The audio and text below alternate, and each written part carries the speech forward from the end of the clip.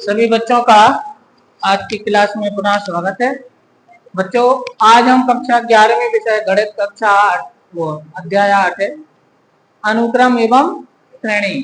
इसके अंतर्गत हम गुणोत्तर श्रेणी के बारे में पढ़ रहे हैं। गुणोत्तर श्रेणी, ठीक है ना। कल तक हमने क्या पढ़ लिया था? फिबोनाची अनुक्रम, ठीक है ना। तो अपन ने कल तक फिबोनाची अनुक्रम के बारे में पढ़ लिया था। आज हमारे लिए गुणोत्तर श्रेणी यहाँ से शुरू करनी है। दूसरी एक्सरसाइज है इसकी। आप लोगों ने समांतर श्रेणी अर्थमेटिक प्रोग्रेशन पढ़ी थी, इसको अपन शॉर्ट में एपी बोलते थे। एपी में क्या होता था? उसका प्रत्येक पद उसके पूर्व पद में एक निश्चित संख्या को जोड़ के प्राप्त होता था। जैसे मैंने यहाँ पर लिखा, देखो 2, 5, 8, 11, 14 डॉट डॉट डॉट। इसमें क्या हो रहा है? ये कौन सी एपी है? कौन सी श्रेणी है? एपी, एपी है ना ये। अब जरा दूसरी देखना,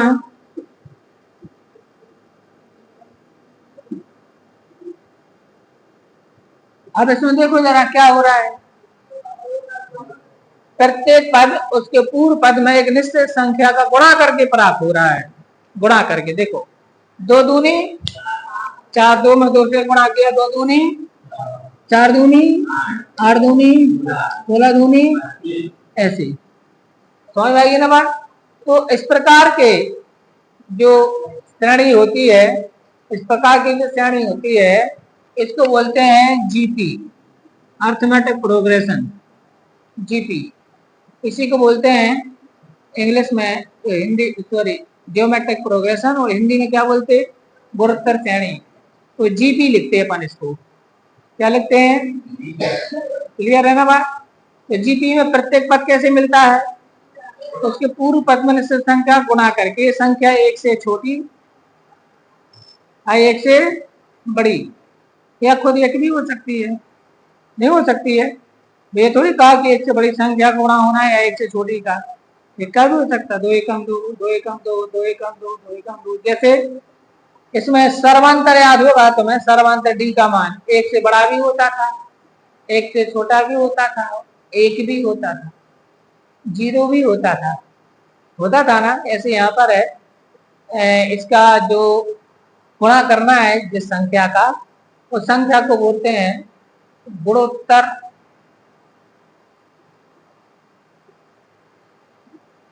उसका नाम अपन को दिया हुआ है उन्होंने सर्वानुपात। सॉरी, क्या बोलते हैं उसको अपन? सर्वानुपात। मतलब यहाँ पर क्या होगा, जैसे यहाँ पर अंतर समान था ना, 5 में से 2 गया 3, 8 में से 5 गया, 11 में से 8 गया। यहाँ अंतर समान है तो अपन ने नाम दिया था अंतर को सर्वानुपात, सॉरी सर्वांतर।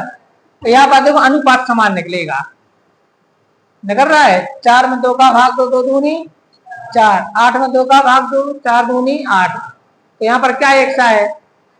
अनुपात एक सा है, तो इसको बोलते हैं सर्वानुपात। तो गुणोत्तर श्रेणी में हम निकालते हैं सर्वानुपात, और समांतर श्रेणी में क्या निकालते थे? सर्वांतर। याद रहेगा ना।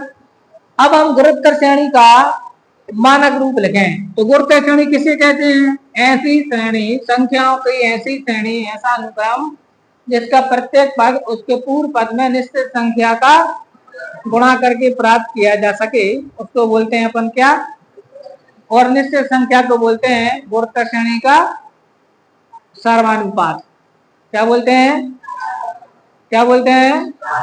Common ratio. इंग्लिश में क्या बोलेंगे? Common ratio. हिंदी में क्या बोलेंगे? सर्वानुपात। वहां पर होता था कॉमन डिफरेंस, समझ गया ना। सर्वांतर, यहाँ पर क्या बोलेंगे? सर्वानुपात। अब देखो गुणोत्तर श्रेणी, तो यदि किसी गुणोत्तर श्रेणी का, यदि किसी गुणोत्तर श्रेणी का प्रथम पद, कौन सा पद? प्रथम पद ए तथा सर्वानुपात, सर्वानुपात समझ जाओगे आप, एक सप्तानुपात एक सा होता है, आर हो तब इसका मानक रूप निम्न होता है। तब इसका कौन सा रूप? मानक रूप निम्न होता है। निम्न होता है। क्या होता है? देखो, A R, A R square, A R Q, ऐसे ऐसे चला जाएगा। ये इसका मानक रूप है। क्या होता है इसका मानक रूप? A R square, A R घन डॉट डॉट डॉट। आर क्या है? तो वहां पर क्या होता था? डी जोड़ते थे ना, यहाँ पर क्या करेंगे? आर का गुणा करेंगे। क्लियर होगी ना बात? इतनी सी अंतर याद रखना है। अब इसमें जो आपको समानुपाती दिया है, आप एग्जाम्पल देख लेते हैं। जैसे एग्जाम्पल एक आध लिख लेते हैं, गुणोत्तर श्रेणी का एग्जाम्पल।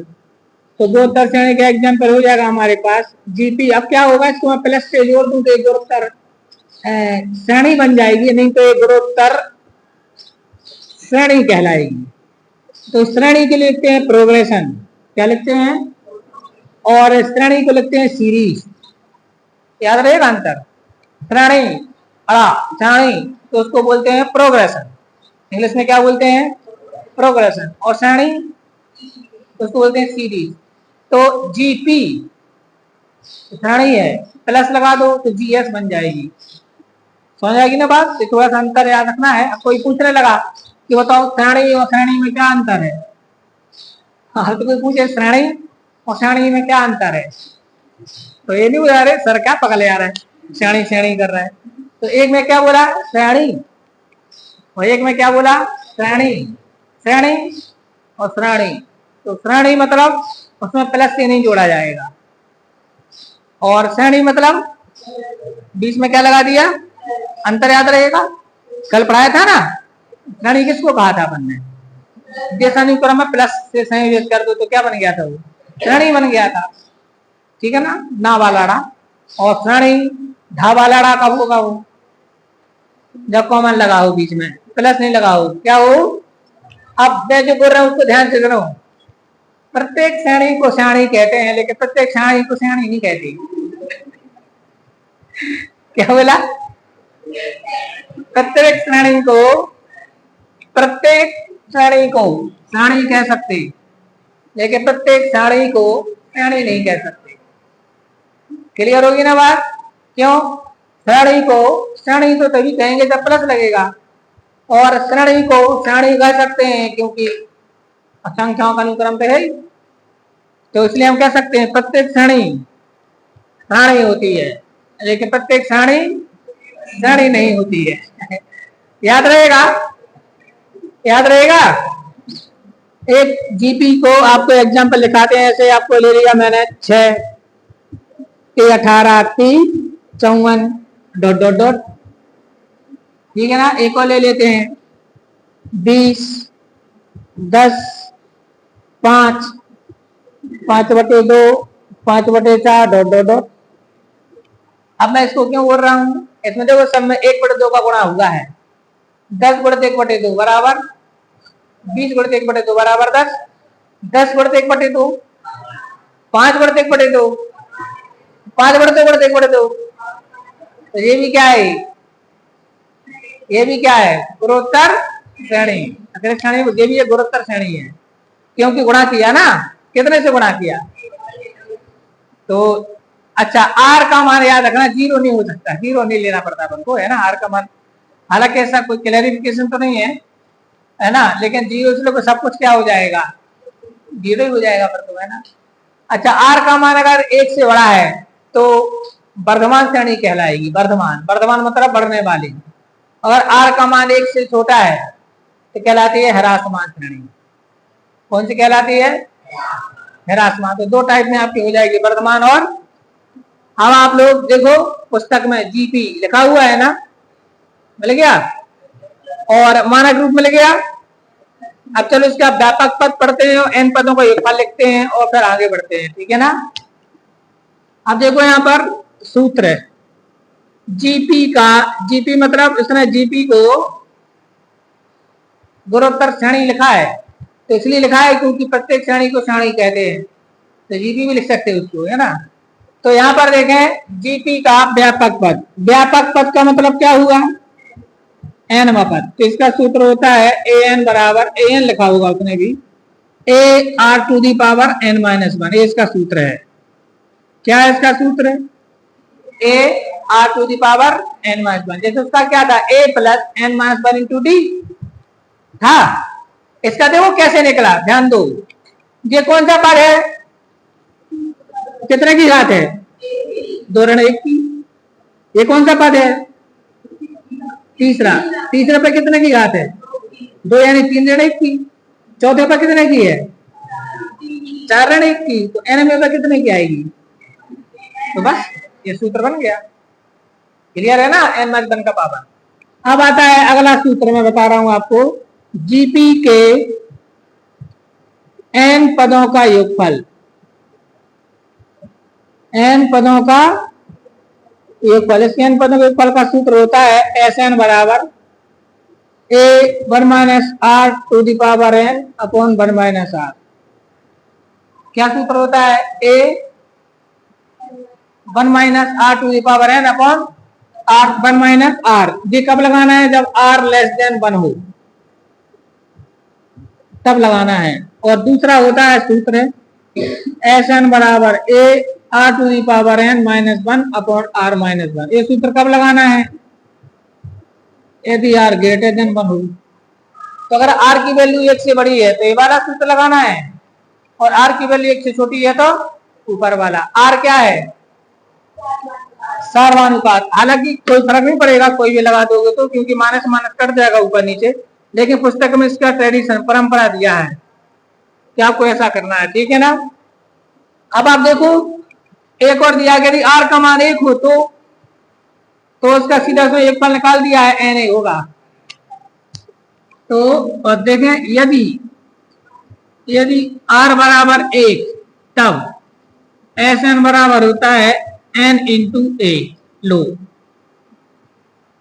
देख लो भैया, अगर आर का मान 1 से बड़ा है तो कौन सा सूत्र लगना है, एस एन बराबर A R to the power N minus one upon R minus one. ठीक है, अगर आर का मान 1 से छोटा है तो कौन सा लगना है, प्रति आर का मान 1 हो। क्यों, देखो आर का मान 1 कब हुआ, ए ए ए ऐसी हो जब जीपी, देखो तभी तो आर का मान 1 आएगा। ए में 1 का भाग दो 1, ए में 1 का भाग दो 1, तो ये एपी भी है और ये जीपी भी है।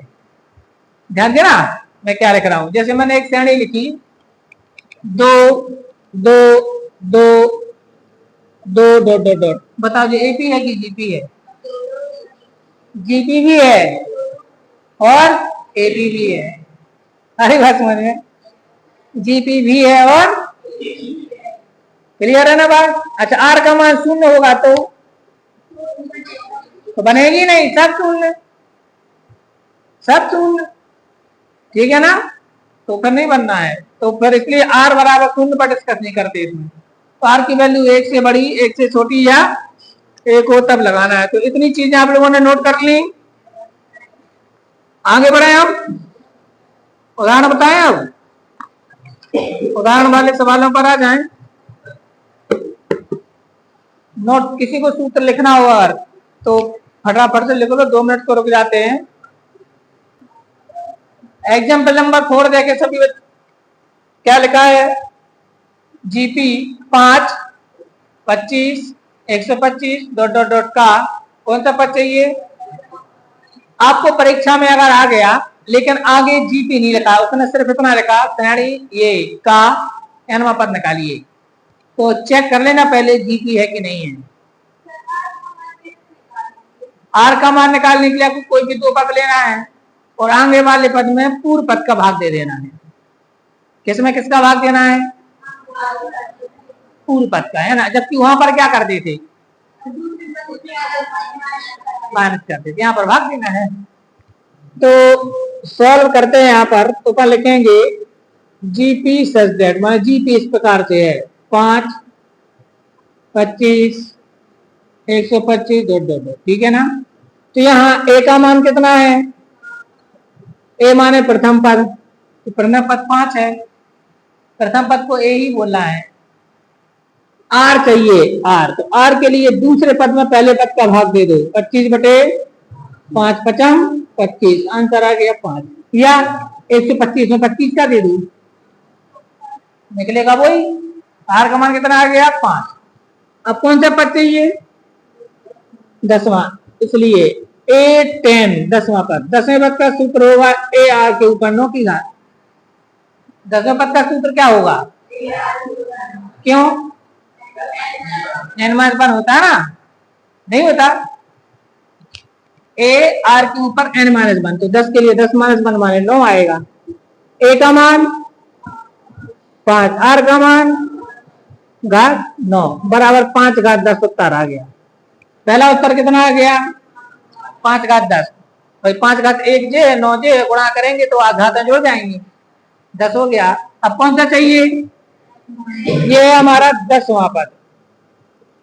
कौन सा पद हो गया, अब हम कौन सा निकाल रहे हैं, n वां पद। तो n पद का सूत्र क्या होगा, A R to the power n-1 होगा, नहीं होगा। अब ए का मान कितना है 5, आर का मान भी 5, n-1। अब 5 यहाँ है 5 यहाँ है, गुणा करने में घातें क्या होती हैं, तो 1 धन n-1 हो जाएगा। यहाँ कोई घात नहीं तो कितने की है, तो 1 में n-1 जुड़ेगा, 1 से 1 कट जाएगा, आंसर क्या आएगा, आंसर आ गया। तो इसका नाम पद होगा 5 टू दी पावर n। कितना होगा, 5 टू दी पावर n होगा। कौन सा एग्जाम्पल हो गया हमारा, चलो एग्जाम्पल नंबर 5 देखो। गुणोत्तर श्रेणी 2 8 32 डॉट डॉट डॉट का कौन सा पद 13 10 72 है, यही है, यही है, ठीक है। तो अब इसको देखते हैं ये कैसे करेंगे, अपन साफ कर दूं, दिख गया।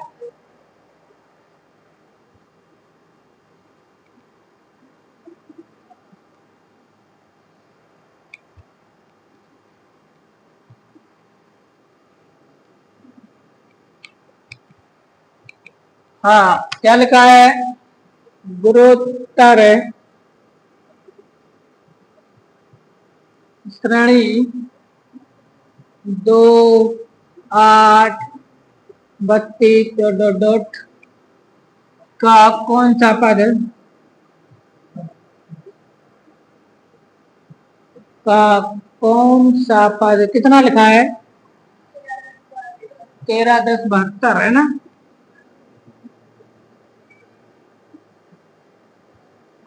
13 10 72, ठीक है। उदाहरण नंबर 5 है। अब 5वां एग्जाम्पल देखिए आप लोग, आपको एक जीपी लिखी है 2 8 32 डॉट डॉट डॉट, इसका कौन सा पद आपको बताना है, 1,31,072 है, ठीक है ना। तो हम कैसे हल करेंगे इसको सॉल्व, अपन लिखते हैं कि पहले लिख देते हैं यहाँ, पहले जीपी लिख दो। जीपी क्या दी है, जीपी दी है सच दैट 2 8 फिर 32 फिर डॉट डॉट डॉट, ठीक है। अब लिखते हैं कि माना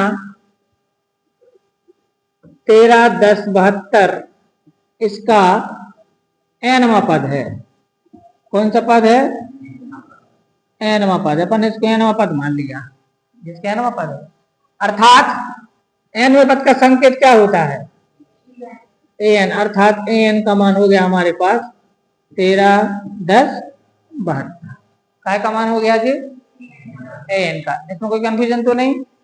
अब अपन a का मान लिख लो और r का मान लिख लो, तो बताओ मुझे क्या होगा।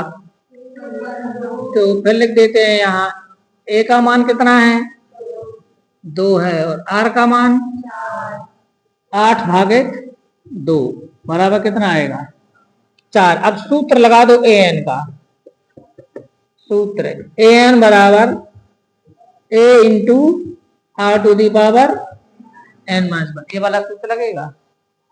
समझ आ गई ना बात, शीतल समझ में आ गया।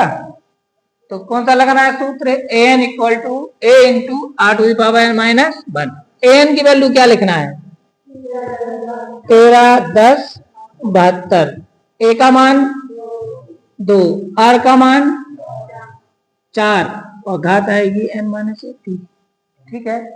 अब यहाँ पर थोड़ा ध्यान देना, इसका सॉल्यूशन अलग तरीके से होगा, तो मैं इसको लिख देता हूँ अब 13, 10, 72 बराबर, यहाँ देखो यहाँ पर कितना है 4, तो मैं 4 को लिख देता हूँ, 4 को लिख देता हूँ, या 2 को इसके बटे में ले आओ, चाहे वहीं पर लिए तो 2 को इसके बटे में ले आते हैं। ठीक है, इसके बटे में कितना आ जाएगा 2, तो वहां पर बचेगा 4 घात n-1, ऐसे आएगा ना, 2 गुणा में है, पक्षांतर करेंगे तो कहाँ आएगा। अब 2 का इसमें भाग दे लो भैया, 2 छंग 12, 2 पंचे 10, 2 पंचे 10, 2 तीन 6 और 2 छंग 12 बराबर 4 घात n-1।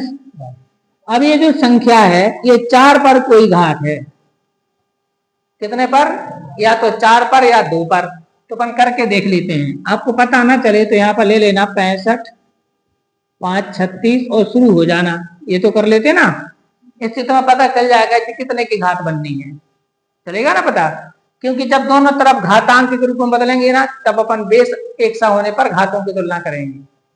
तो चलो इसको 2, 2 तीन 2 दूनी 4, 2 सत्ते 14, 2 छंग 12, 2 अट्ठे, फिर 2 से 2 एकम 2, 2 छंग 12, 2 तीन 6, 2 अट्ठे 16, 2 चौके 8, फिर 2 से 2 अट्ठे 16, 2 एकम 2, 2 इनाम 18, 2 दूनी 4, फिर 2 से 2 चौके 8, 2 शून्य 0, 2 इनाम 18, 2 छंग 12, फिर 2 से। ठीक है, कितने बज आएगा, 2 दूनी 4, 2 शून्य 0, 2 चौके 8, 2 अट्ठे 16, फिर 2 से 2 एकम 2, 2 शून्य 0, 2 दूनी 4, 2 चौके 8, फिर 2 से दे दो, 2 पंचे 10, 2 एकम 2, 2 दूनी 4, फिर 2 से 2 दूनी 4, 2 पंचे 10, 2 छंग 12, फिर 2 एकम 2, 2 दूनी 4, 2 अट्ठे 16, फिर 2 से 2 छंग 12, 2 चौके 8, फिर 2 से 2 तीन 6, 2 दूनी 4, और जाएं, और जाना पड़ेगा, यहाँ ले आते हैं ना, अभी आ पा रहा है कि नहीं आ पा रहा है, नीचे तक टुड्डा और आ जाएगा। चलो फिर 2 से दे दो, कितने बार जाएगा 16, फिर 2 से 8 और फिर 2 से और फिर 2 से और फिर 2 से, ठीक है ना, काउंट करो 1 2 3 4 5 6 7 8 9 10 11 12 13 14 15, इसको आप लिख दो 2 घात 16। क्या लिखेंगे इसको, समझ आई बात, कैसे निकला, समझ में आ गया, बराबर इसको लिख देते हैं 2 घात 2 और संपूर्ण घात n-1, ऐसा लिख सकते। क्यों लिख रहे हैं ऐसा, बेस एक समान करना पड़ेगा ना, बेस आधार एक सा करना पड़ेगा, या फिर इसको 4 घात पर लिखना पड़ेगा। तो यहाँ पर आएगा 2 घात 16 बराबर 2 घात 2 का गुणा कर दो, 2n-2। अब तुलना करने पर, तुलना क्यों कर रहा है, एक घातांक का नियम है, अगर 2 घातांक के पद बराबर है और आधार एक सा है तो घातें भी बराबर हो जाएंगी। तो घातें बराबर कर दो, तो 2n-2 इक्वल टू कितना आ जाएगा 16, तो 2n इक्वल टू 16 प्लस 2, तो 2n इक्वल टू 18, तो n इक्वल टू क्या आएगा 18/2, n इक्वल टू क्या आ गया 9 आ गया। इसका मतलब हुआ कि ये इसका 9वां पद है। कौन सा पद है, 13, 10, 72, इस एपी का कौन सा पद है, 9वां पद है। तो करने का तरीका समझ में आया, कैसे करना है, यहां तक तो आसानी से आ जाता है। इसके बाद थोड़ा सा दिमाग लगाना है कि दोनों तरफ की घातें की तुलना करनी पड़ेगी, तो आधार एक सा कर लेना है। ठीक है, आधार एक सा करने के लिए अभाज्य गुणनखंड निकाल देना, कर लीजिए। ठीक है, जो भी नोट कर रहा हो तो ठीक है कर लो। बाकी क्या दिया है 6 नंबर में, एक गुणोत्तर श्रेणी अर्थात जीपी का तीसरा पद 24 है, तीसरा पद कितना है, और छठवां पद 192 है। वो कह रहा है 10वां पद ज्ञात कीजिए। ऐसे ही सवाल 10वीं में थे, लेकिन वहां पर जीपी की जगह क्या था, एपी।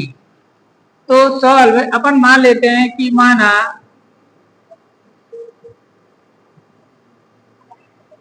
अभीष्ट जीपी का प्रथम पद ए तथा सर्वानुपात क्या है, सर्वानुपात आर है। अपन ने माना कि वो जो एपी हमें पता करना है ना, जिसका 10वां पद पता करना है, उसका प्रथम पद क्या है, ए, और सर्वानुपात क्या है, आर है। अब हम इसको प्रूव करते हैं। तो अपन लिखेंगे दिया है, बोर्ड पर ध्यान दें बच्चों, दिया है, क्या दिया है, A3 बराबर 24। ऐसे ही है, तीसरे पद का संकेत क्या होगा, A3 बराबर 24। A3 बराबर 24 है तो A3 का सूत्र क्या होगा, AR स्क्वायर होगा बराबर 24। समीकरण नंबर कौन सा दे देंगे, सही है। एवं एवं A10 नहीं A6 इक्वल टू कितना है, 192। A6 का सूत्र क्या होगा, AR to the power 5 equal to 192, equation 2। अब आपको मैं एक बात बताऊं, जब अपन 10th क्लास में क्वेश्चन को करते थे, तो 10th क्लास में जो समीकरण बनते थे उसमें होता था प्लस माइनस, तो अपन जोड़ते हुए घटाते थे। समीकरण एक में से दो को घटाने पर, यहाँ पर गुणा में है तो भाग करना पड़ता है, यहाँ पर घटाने से नहीं आएगा। तो अपन क्या करेंगे, समीकरण 2 में समीकरण 1 का भाग देंगे। तो ऐसे, तो देखो मैं क्या कर रहा हूं, समीकरण 2 भागित 1 से, इसका मतलब क्या हुआ, समीकरण 2 में 1 का भाग देना है। तो समीकरण 2 में क्या है, AR टू दी पावर 5, तो इसमें भाग देना है AR स्क्वायर का, और यहाँ पर है 192, इसमें भाग देना है 24 का। अब आई बात समझ में, यहाँ पर भाग और गुणा करके समीकरण हल करते हैं। अब यहाँ पर A से कैंसिल, अब ये कितनी घात है, ये कितनी है, तो क्या होगा, 5 में से 2 घातें घट जाएंगी, क्योंकि हमने पढ़ा है घातांक का नियम, लॉ ऑफ कंपोनेंट्स क्या बोलता है, if base are same then in the division power be subtract. अगर आधार समान है तो भाग की क्रिया में घातें क्या होती हैं, घट जाती हैं। तो बस यहाँ पर घटा दो इनको, तो क्या आएगा, यहाँ पर आएगा R to the power 5 minus 2 आएगा, और यहाँ पर भाग दो 24 का, इसमें कितना आएगा, 24 का भाग दे दो, तो 8 बार जा रहा है क्या, 8 बार जा रहा है, 8 बार, 8 चौके 32, 8 दूनी 16 और 3 19, जा रहा है 8 बार। इक्वल टू में कितना आएगा, समझ में आएगी बात, जैसे काट देते हैं, 8 चौके 32 की 2, 8 दूनी 16 और 3 19, 192 हो गए, ठीक है। अब आर घात कितना बचेगा, और यहां पर उस तरफ क्या लिखेंगे, 8 को 2 घाती, यहां पर बचा आर घन, वहां पर बचा 2 का घन, नहीं बचेगा। अब देखो घातांक समान है ना, तो आधार समान कर दो, क्या लिख दो, तुलना करने पर। अभी किसकी तुलना की थी अपन ने, घातों की, अब किसकी कर रहा है, आधार की। तो आर बराबर कितना आ गया, तो हमें आर का मान मिल गया, आर का मान मिल गया। तो अब आर का मान समीकरण 1 में लिख दो, तो काय का मिल जाएगा, ए का मिल जाएगा। तो समीकरण 1 में, समीकरण 1 में किसका, आर का मान क्या करने पर, रखने पर। समीकरण 1 ए है, तो यहां पर लिखेंगे ए इंटू आर, आर का मान कितना लिखना है, 2 पर वर्ग लगा दो, बराबर आएगा 24। यहां से ए गुणित 4 बराबर 24। तो ए बराबर आएगा 24/4, 4 छंग ए का मान कितना आ गया 6 आ गया। ए का मान कितना आ गया। अब हमें ए पता चल गया और आर पता चल गया। अब क्या पता करना है हमें 10वां पद यहाँ पर लिख देंगे। इसलिए A10 बराबर A10 का सूत्र क्या होगा A r⁴ होगा। तो ए की वैल्यू कितनी आई 6, इसकी 2 2⁴ 9, तो यहाँ पर 6 और 2 घात 9 को हल करो और बताओ कितना आएगा। 2 दूनी 4 दूनी 8 दूनी 16 दूनी 32 दूनी 64 दूनी 128 दूनी 256 दूनी 512। तो इसका मतलब कितना निकलेगा 512। 512 में 6 को गुणा करो, 6 दूनी 12, हाँ चले 6 एकम 6 और 1 7 और 6 पंचे 30, 3072 आएगा। इसका 10वां पद आंसर आ गया। इसका जो 10वां पद है वो कितना होगा 3072 होगा। समझ में आ गया। अब आप अगर 10th क्लास का याद करो तो आपको याद आएगा कि उसमें अपन पहले निकालते थे ए का और डी का मान, पर कोई भी पद निकाल लो तो, लेकिन वहां पर ए और डी होता था, यहाँ पर डी की जगह पे क्या है, और वहां पर घटा के और जोड़ के निकालते थे, यहाँ पर गुणा और भाग से निकालते हैं, है ना। चलिए आप लोग इसको नोट करना चाहो तो कर लें। तो अब देखते हैं बच्चों एग्जाम्पल नंबर 7। तो एग्जाम्पल 7 में ये जीपी है, इसके कितने पदों का पद याद करना है 5 पदों का और n पदों का। तो अपन लिख देते हैं पहले नंबर जीपी लिख देते हैं। जीपी क्या है 1 धन 2/3 धन 4/9 धन धन धन। ये आपको क्या दी है। अब यहाँ बताओ मुझे ए का मान कितना है 1 और आर का मान कितना है 2/3 भागित 1 बराबर 2/3। अब 2/3 1 से छोटा है, तो इसलिए n पदों के योगफल का सूत्र क्या होगा n पदों का योग, इसका सूत्र होगा Sn बराबर, बोलो बच्चों, A1 - r⁴n अपन 1 - r। ए वाला सूत्र लगेगा। मान लिख दो a का मान 1 1 - r का मान 2/3, उस पर कितने की याद लगाएंगे n की, कितने की लगेगी अपॉन 1 - 2/3। वो आंसर निकल आया। बस आप इसको लिख दो 1 - 2n upon 3n whole upon 3 एकम 3 में से 2 गए तो कितने बचेंगे। अब 1/3 को उल्टा कर दो भैया, क्योंकि बटे में है ना तो बच्चों हम कर देंगे, तो कितना आएगा 1/3 को क्या लिख देंगे 3/1 गुणा में आ जाएगा, और अंदर क्या आएगा 1 ऋण 2n अपॉन 3n। बस ये हमारा आंसर हो गया। अब और अच्छा करना है तो 3 का अंदर गुणा कर दो, तो यहाँ पर 3/3n रहेगा, तो आप इसको ऐसे रहने दो, है ना 3 × 1 - 2n अपॉन 3n। तो ये कितने पदों का योगफल निकल आया हमारा n पदों का। कोई कंफ्यूजन। अब कितने पदों का योगफल निकालेंगे, अब 5 पदों का योग, 5 पदों का योग। ध्यान दो बच्चों, हम इसी में n बराबर 5 लिखे दे रहे हैं, और क्या इसी में n का मान कितना लिख दो 5। तो n बराबर 5 रखने पर तो S5 आ जाएगा 3 1 - 2⁵ अपॉन 3⁵। अब आप इसको चाहो तो हल कर लो, तो कितना आएगा हल करने पर 3⁵5 का मान बताओ जल्दी कितना आएगा 3⁵5। 3 × 9 = 27, 81 3 243, तो आएगा 243। तो एक ऋण यहाँ आएगा 32 और यहाँ पर आएगा 243। 243 को एलसीएम ले लो